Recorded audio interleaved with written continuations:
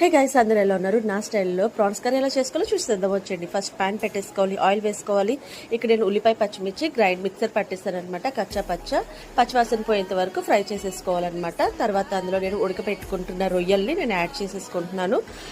And ఇక్కడ నేను కొంచెం జింజర్ గార్లిక్ పేస్ట్ కూడా వేసేసుకుంటున్నాను అనమాట. పచ్చివాసన పోయిన తర్వాత వరకు మనము ఫ్రై చేసుకోవాలి. ఇక్కడ నేను కట్ చేసుకున్న టమాటా పీసెస్ కూడా వేసేసుకున్నాను. కొంచెం నేను ఇందులో పసుపు అనేది యాడ్ చేసుకుంటున్నాను.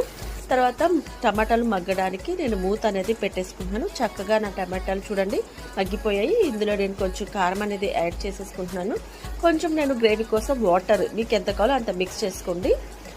అండ్ ఇక్కడ నేను గరం మసాలా వేసుకుంటున్నాను. ఇది ఆల్రెడీ నా ఛానల్లో ఉంది, చూడండి. తర్వాత పైకి తేలాలండి ఆయిల్, అప్పుడే పర్ఫెక్ట్ కుక్ అయినట్టు. తర్వాత నేను లాస్ట్లో కొత్తిమీర అనేది యాడ్ చేస్తున్నాను అనమాట.